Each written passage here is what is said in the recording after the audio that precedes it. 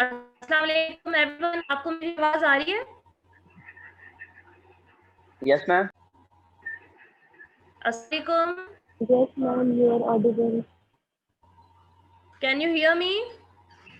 Yes, ma'am. जी, अपना lecture आज का स्टार्ट करते हैं हम. Rahim. This is Kiran Shah representing Digituitions.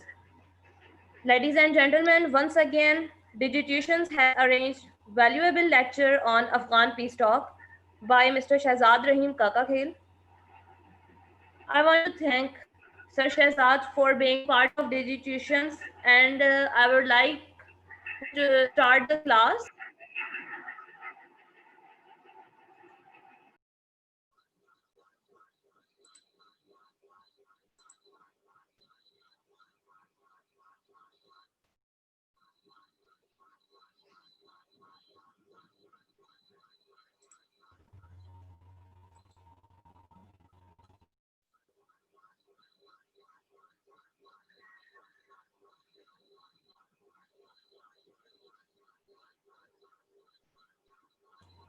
Sir, am I audible to you? Sir Shehzad?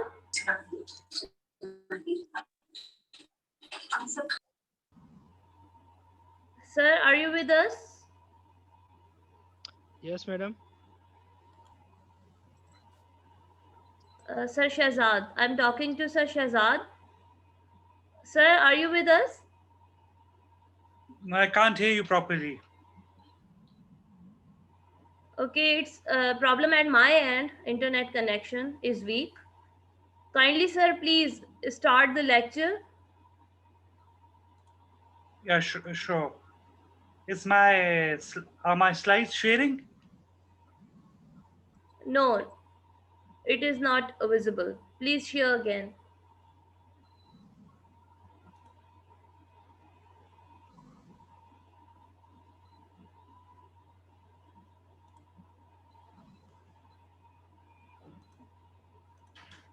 Now, are they visible?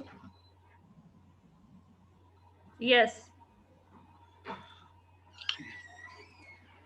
Bismillahirrahmanirrahim. Assalamu alaikum, everyone. Kiran, thank you very much.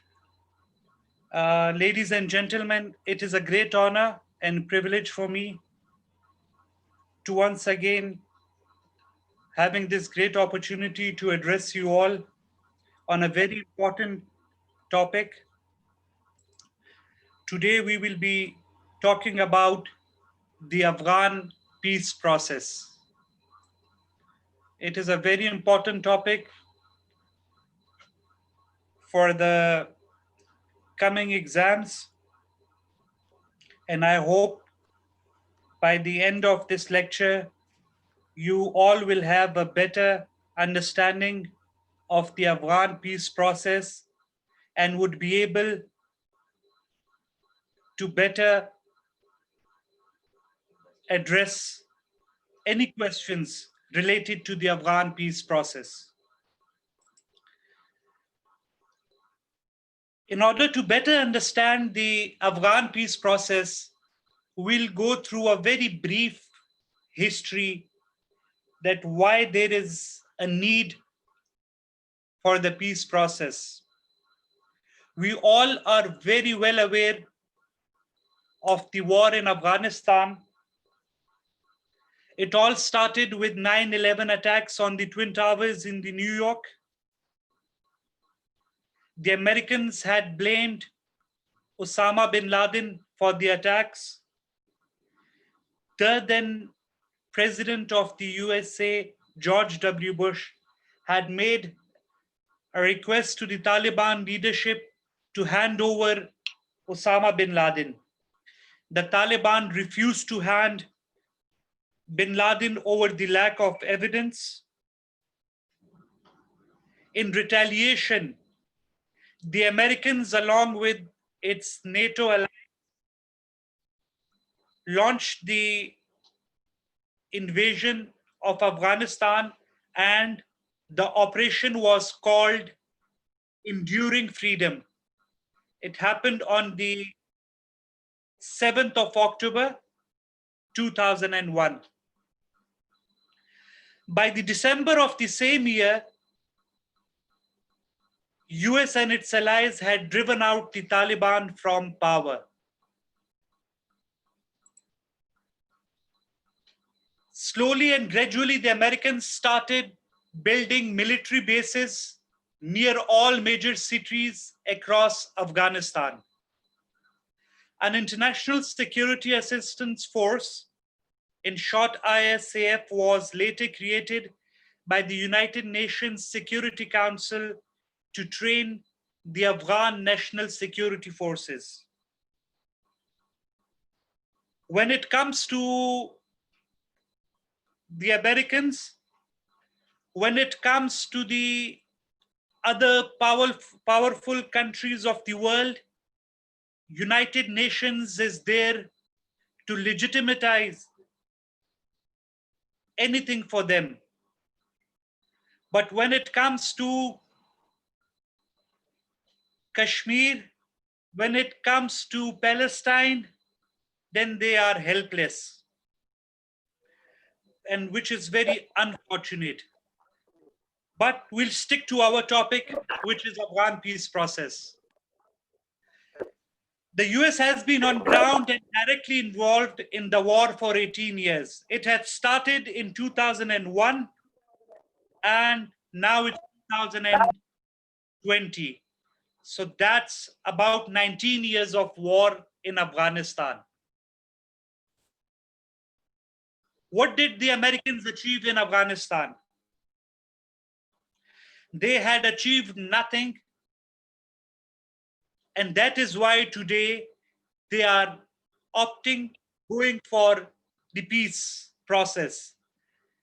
That is why they want to sit on the table and sort out the issues.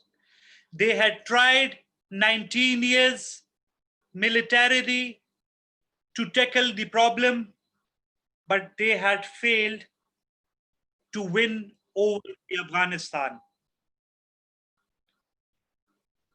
6.4 trillion had been spent on the war by the Americans post 9/11. The military expenditure in Afghanistan from October 2001 until September 2019 was $778 billion. $44 billion were spent on the reconstruction projects. US had spent every single day $1.5 million to tackle anti-narcotics. US forces have suffered more than 2,300 deaths and around 21,000 soldiers injured in action. But let me tell you one thing. This figure of 2,300 deaths for the American soldiers and 2,100 injured, this is the official figure, whereas the numbers are much, much higher.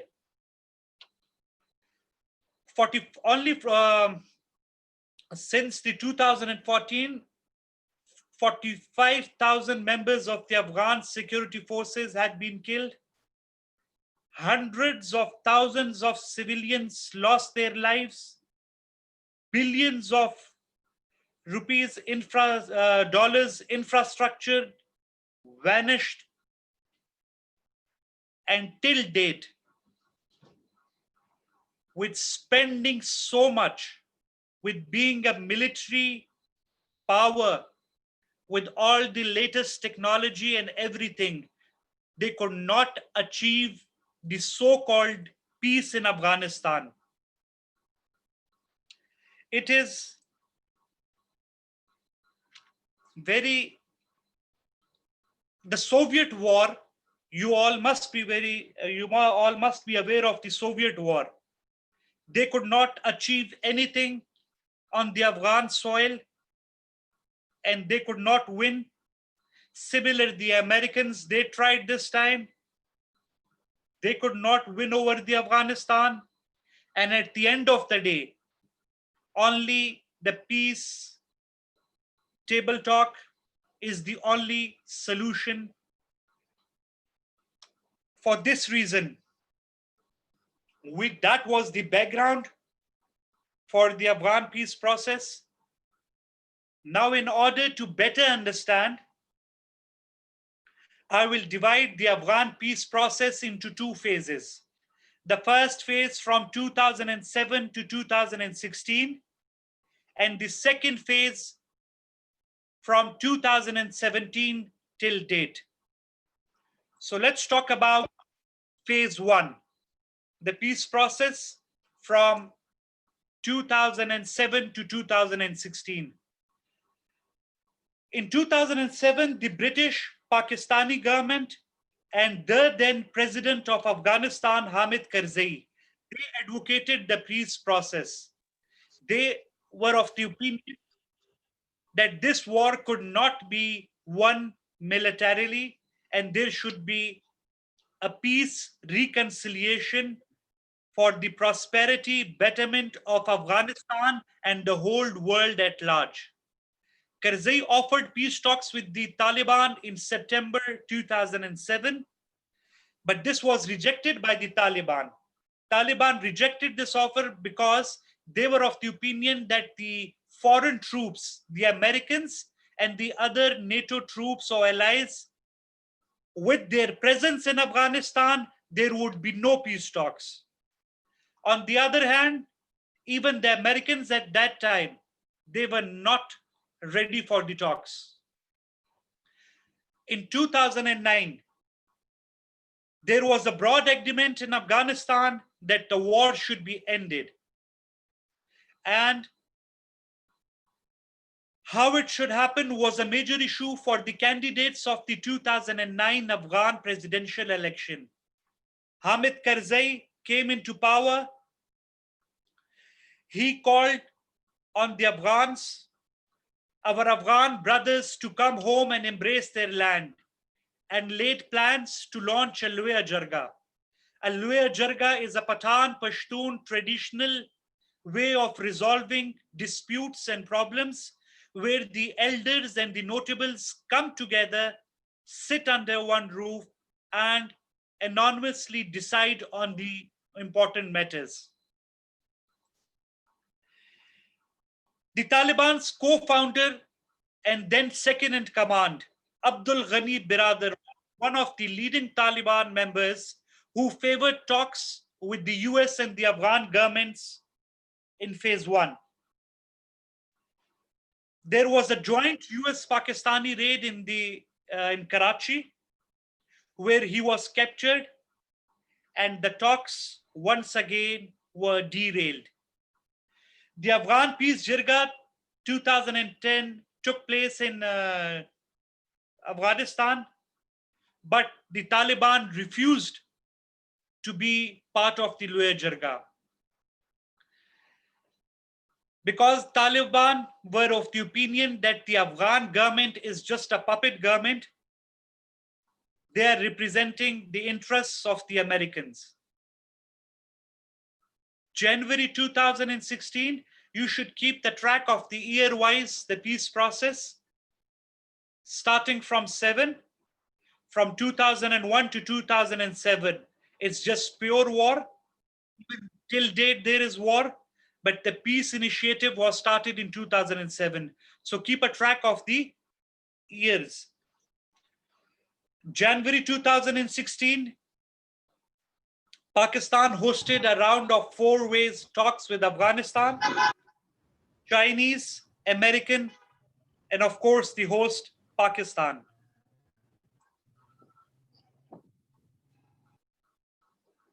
Donald Trump, American president, he accused Pakistan of harboring the Taliban, being the core issue, first in August 2017 and then in January 2018. He accused Pakistan that Pakistan is behind this, but the Americans had no choice but to agree and appreciate the efforts by the Pakistan government and its leadership that there is no other solution except dialogue, except bringing peace to Afghanistan, which is not only vital for the survival and prosperity of Afghanistan, but for Pakistan and the world at large. Afghan President Ashraf Ghani proposed an unconditional peace talks with the Taliban, offering them a recognition as a legal political party and the release of the Taliban prisoners. National consensus building took place in this phase, which found that Afghans overwhelmingly supported a negotiated end to the war. But the most important phase of the Afghan peace process starts from 2017 till date. Before we go into the details, you must be aware of the fact that the main architect behind this peace process is the Islamic Republic of Pakistan. It would not have been possible without the help and assistance of Pakistan. March 27, 2018, a conference of 20 countries took place in Tashkent, Uzbekistan, which was backed by the Afghan government's peace offer to the Taliban. Taliban did not publicly respond to Ghani's offer. The Americans had a secret meeting with the Taliban in July 2018 at the political office in Qatar. Taliban, they have a political office in Qatar, which is recognized. In September 2018, Trump appointed Zalmay Khalilzad as a special advisor on Afghanistan in the US State Department. You all are aware he was here recently as well. He's looking after the Afghan peace process and he frequently visits Pakistan. Khalilzad had led further talks with the US and the Taliban in Qatar in October 2018. Russia, again, a stakeholder who hosted a separate peace talk in November 2018 between the Taliban and officials from Afghan High Peace Council. The talks resumed in Qatar the same year in December 2018. Again, in February 2019, former president of Afghanistan, Hamid Karzai, they had talks with the Taliban in Moscow, Russia, but the Afghan government itself was not part of the talks.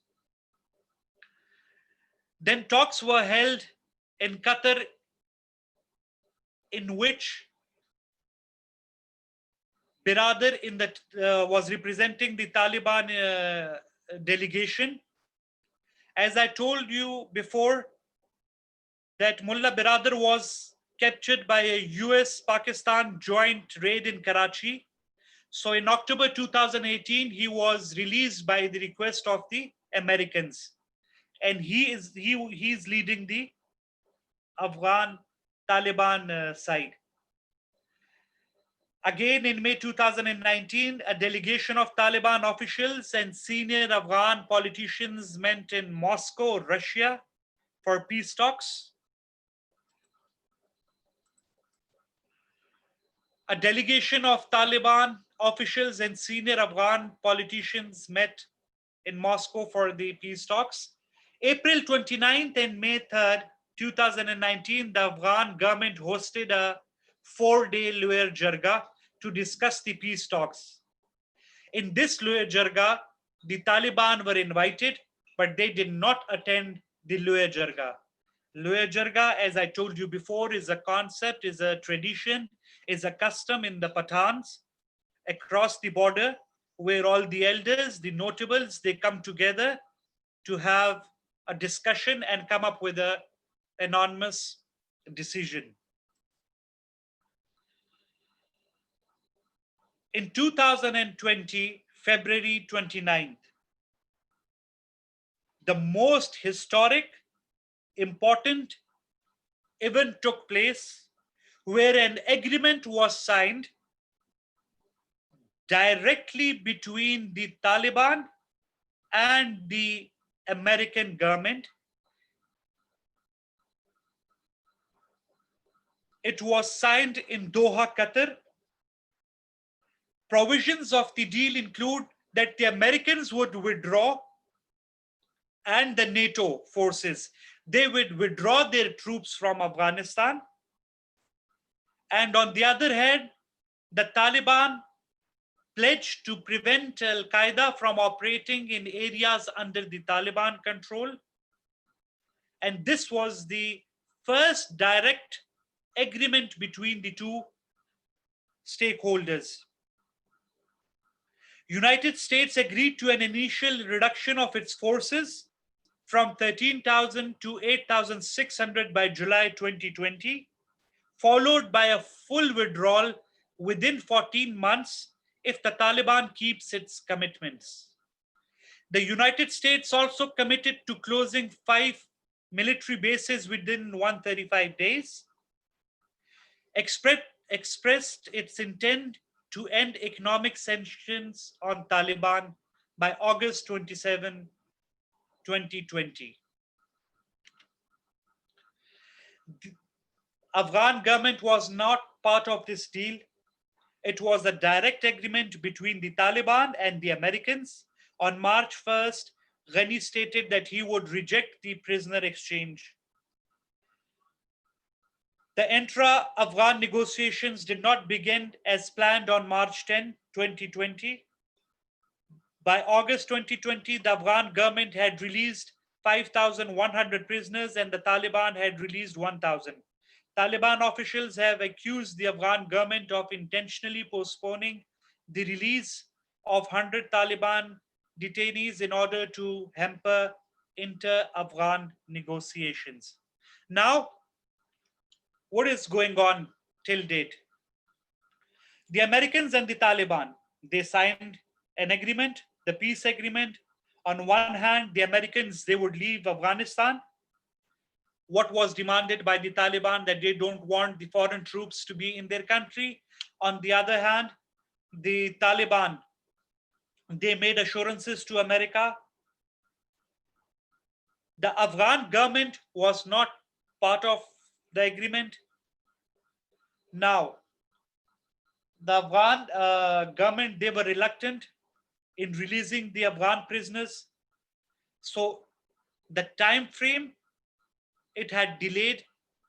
It's still, otherwise, if it was all in order, it would have already taken place. But there was an issue.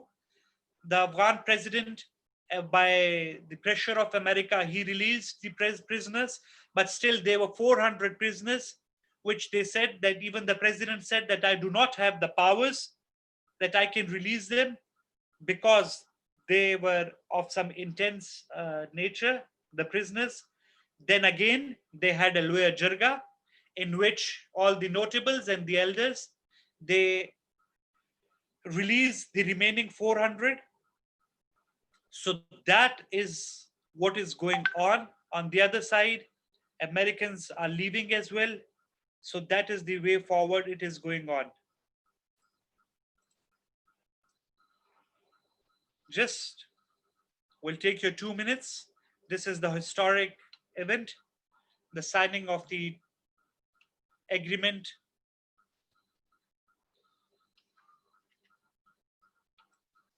The agreement signed in Doha between the US and the Afghan Taliban paves the way for the United States to gradually extract itself from its longest war.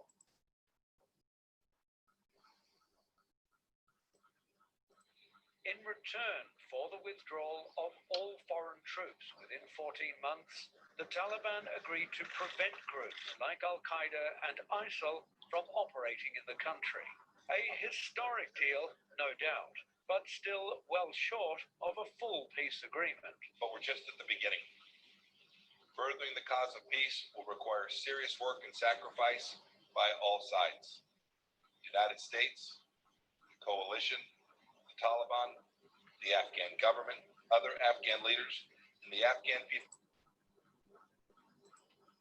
themselves to maintain the momentum needed to reach a comprehensive, inclusive, and durable peace. The Taliban say they are committed. We are committed to this agreement to enforce it. Also, we want, as a political force, to maintain with its neighbors, regional countries, and international community. We want a positive relationship with all. The next step will be intra-Afghan peace negotiations between the Taliban and the Afghan government. While the government can claim the support of the majority of Afghans, mostly living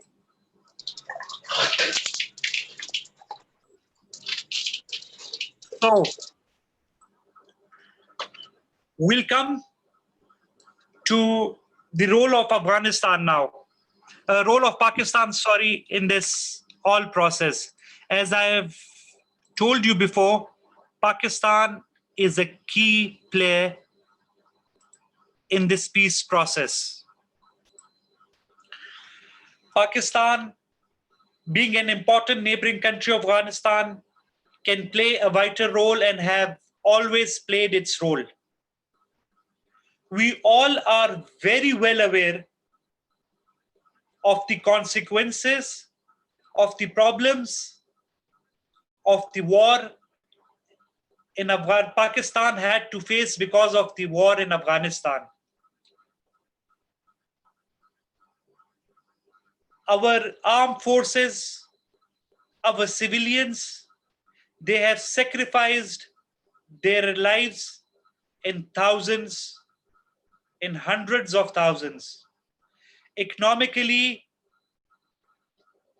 we had to face a big blow.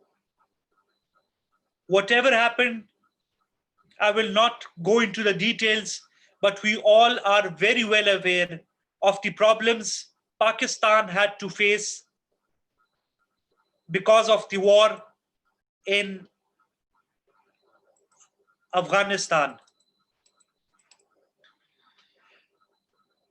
As I told you before, the Americans, they were pinpointing Pakistanis, they were blaming Pakistan, and then the time had come that the Trump administration, the Americans, they had realized that it is not possible without Pakistan's help to achieve peace and prosperity in Afghanistan.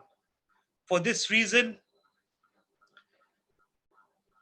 Trump had written a letter to Imran Khan, the Prime Minister of Pakistan, asking for his help in the Afghan peace process. Khan has always opposed the American military presence in Afghanistan and favored a negotiated settlement with the Taliban. And Pakistan had always opted that there should be a dialogue between the stakeholders because there is no solution militarily. The reason is why Pakistan is interested in the stability of Afghanistan. Because the stability and prosperity in Afghanistan guarantees Pakistan's stability and prosperity. If we have bombings, if we had terrorism across the border, Pakistan will not be stable. We have to tackle with terrorism otherwise we have to be tackling with the terrorism and other problems associated with it. So Pakistan will not be in a position to strengthen its economy, to look forward to other things which are required for the prosperity of the country, because for the past 2 decades, Pakistan had been tackling what was going on in Afghanistan, and it was facing what was happening there. So not going into those details, we all are very well aware of the price Pakistan had to pay. But for Pakistan to be stable, for Pakistan to be prosperous, there must be stability and prosperity in Afghanistan. The role of China, there is a very, very important role of China, because there is a China's military push in the region. For the reason, China and Pakistan have been inviting the Taliban to discuss the regional security and stability. China's support for the Taliban to be included in the Afghan government. There is an understanding that the Taliban must prevent the secessionist groups from China's Xinjiang region from crossing the border and settling in the bases in Afghanistan.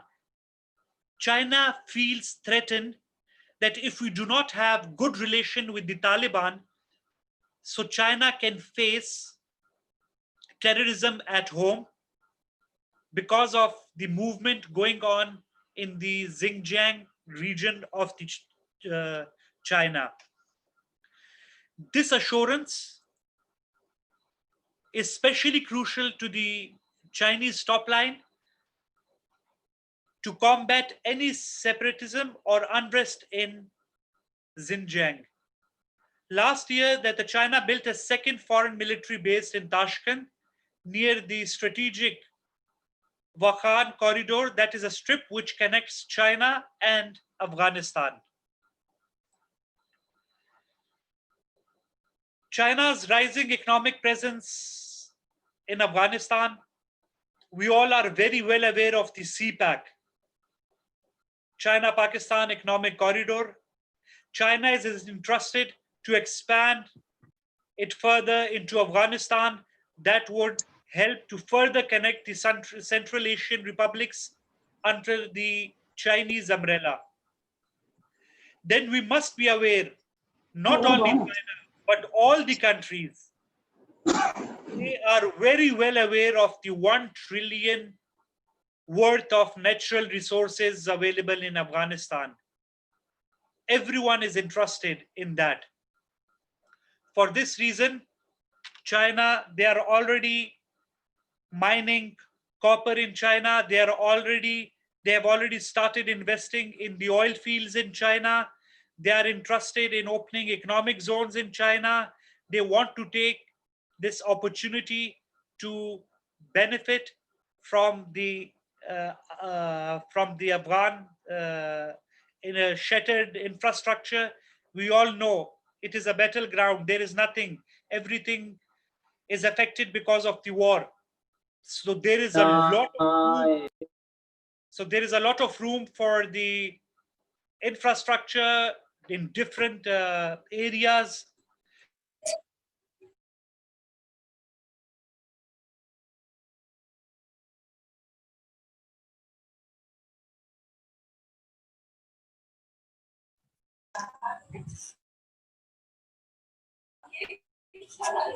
Sir, your voice is coming. Can you hear me now? Sir. Yes, sir, you are audible. Okay. Yes, sir.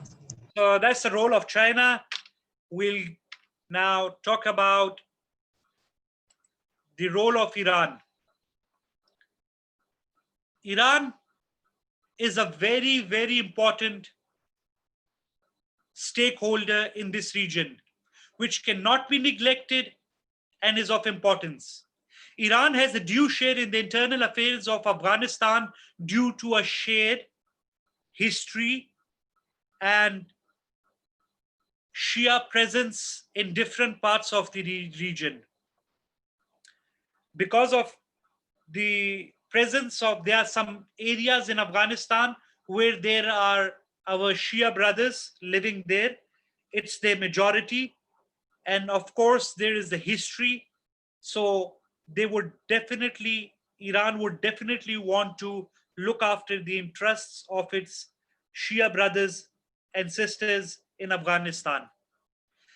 The Iranian Revolutionary Guards, they supported always the Afghan Taliban by providing them weaponry and explosives. Instability in one state will produce domino effect in the other. That is obvious. As I told you, in the case of Pakistan, if there is instability in Afghanistan, if there is no prosperity in Afghanistan, how can there be prosperity and stability in Afghanistan? When your neighbor is not, when there is a problem going on with your neighbor, definitely you will be affected by that. Then another interest of Iran is to curb the presence of ISIS in Afghanistan. If it gets out of control, who's going to face it? The neighbors of Afghanistan will have to face that. Pakistan will face that. China will face that. Iran will face that. India will face that. So that is another reason. Then the Iranians, they want to establish ground links with China, Russia, and Central Asian republics for stability and to have standing in the South Asia. Again, Chabahar port, which is of great importance for them. But in this case, Iran wants to bypass Pakistan and her trade routes. But fortunately, Pakistan cannot be bypassed. It enjoys such a geostrategic location and it is of such great importance that Pakistan can never ever be ignored. If they want it or if they don't want it, it is a reality with which they have to live all their lives. Its geostrategic position is of great importance. Iran has been supporting, rather initiating a peace process and has had a direct several contact with the Taliban leadership. Iran maintains stronghold in the region, and as I told you before, peace talks will be incomplete if Iran is omitted for them.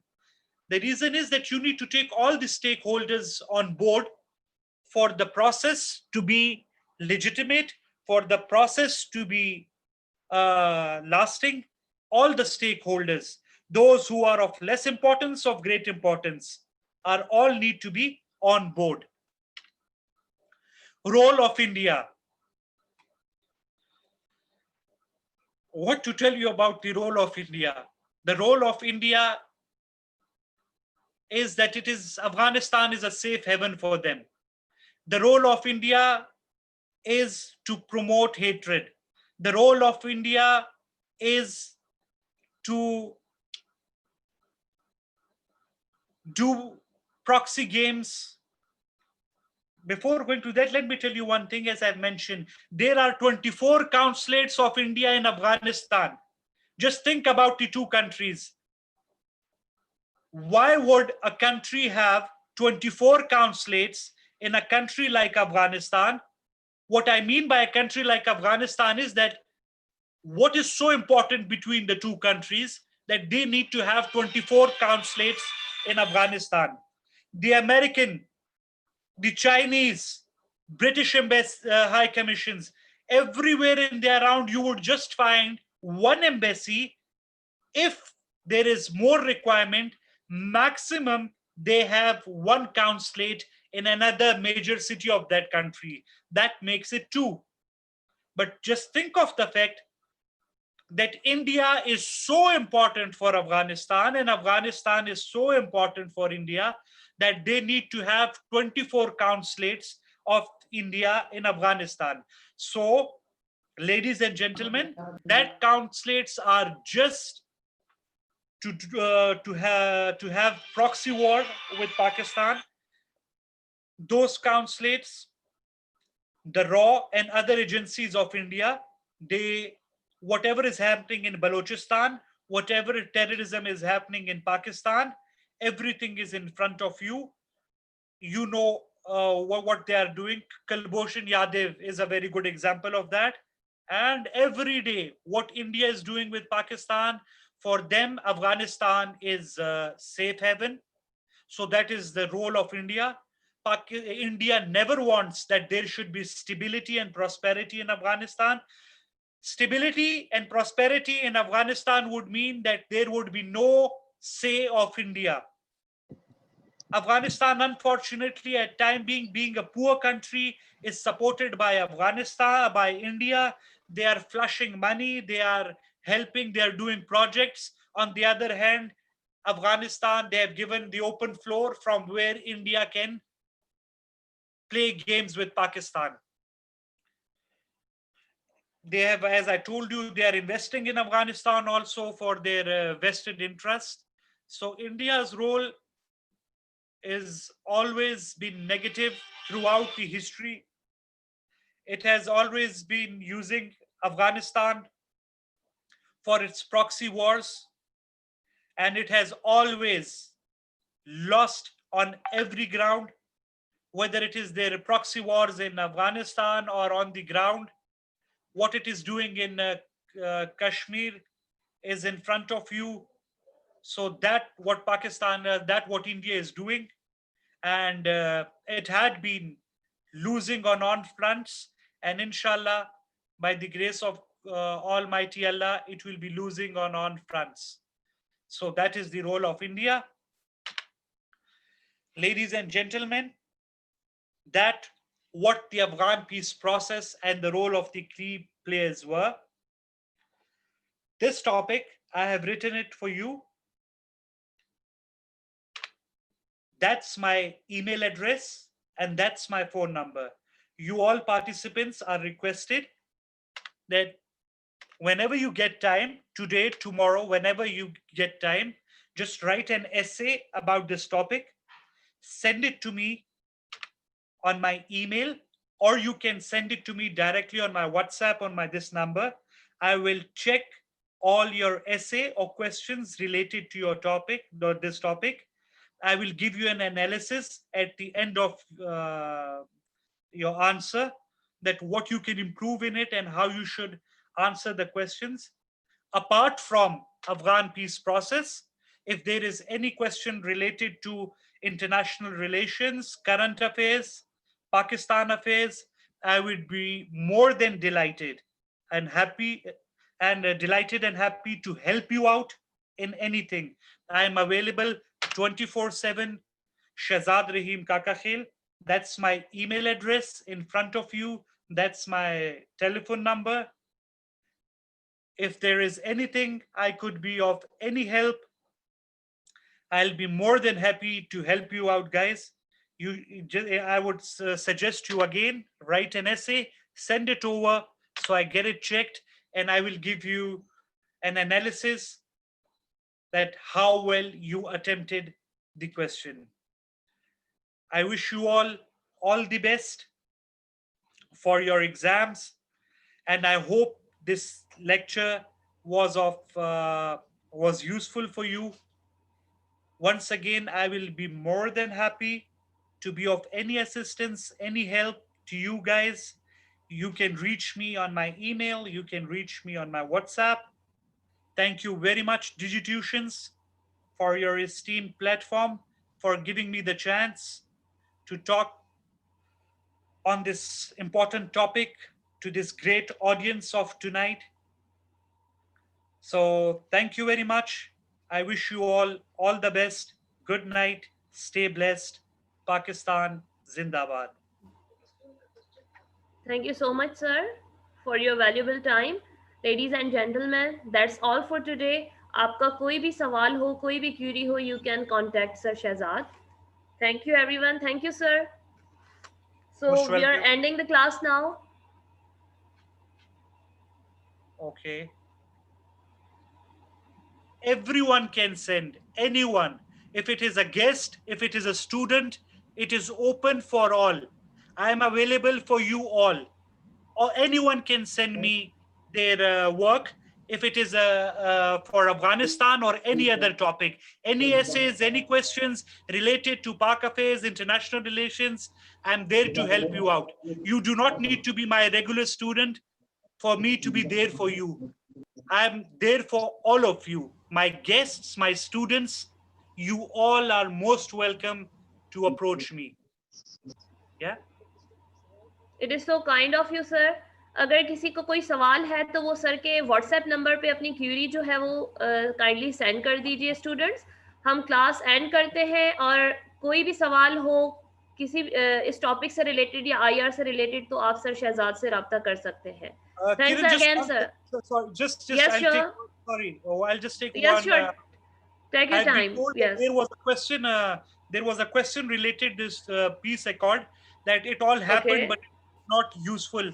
तो उसमें बात ये है कि ये जो agreement है ये तो साइन हो चुका है। ये सबसे इंपॉर्टेंट देखिए, पहले तो इनको टेबल पे आना बहुत मुश्किल था, अब वो टेबल पे आ चुके हैं। फिर इसमें अफगान जो गवर्नमेंट है उनने इसमें थोड़ा प्रॉब्लम क्रिएट किया कि हमने वो प्रिजनर्स को रिलीज नहीं करेंगे, जबकि तालिबान और अफगान अमेरिकन गवर्नमेंट के बीच में ये एग्रीमेंट हुआ था कि हम आपके 5,400 अफगान प्रिजनर्स को रिलीज करेंगे। अफगान गवर्नमेंट, पपेट गवर्नमेंट जो है वो थोड़ा ये करना चाह रही थी, अपने आप को इंपॉर्टेंस देना चाह रही थी कि आप हमें भी ऑन बोर्ड ले। ये गवर्नमेंट तो जो मेन स्टेक होल्डर्स थे उन्होंने साइन किया, उनकी वजह से चीज डिले हुआ। The things are going back on track. पहले उन्होंने वो जो रिलीज कर दिया, फिर लोए जरगा ने जो बकाया प्रिजनर्स थे वो भी रिलीज कर दिए। अब टॉक्स वापस जा रही है। The crux of the matter is there is no other solution except dialogue and peace between these stakeholders. So very soon, I would say in couple of months, you would see an official end to this war. So that was an answer. इसके अलावा आपकी कोई भी question है तो आप you can always ask me on my WhatsApp. आपने ऐसे भेजना है वहां पर भेज सकते हैं। कोई क्वेश्चन पूछना है किसी टॉपिक की भी related, I am there for you. Thank you very much, take care, अल्लाह हाफिज। डिजिट्यूशंस, thank you very much, stay blessed everyone, अल्लाह हाफिज। Thank you so much sir.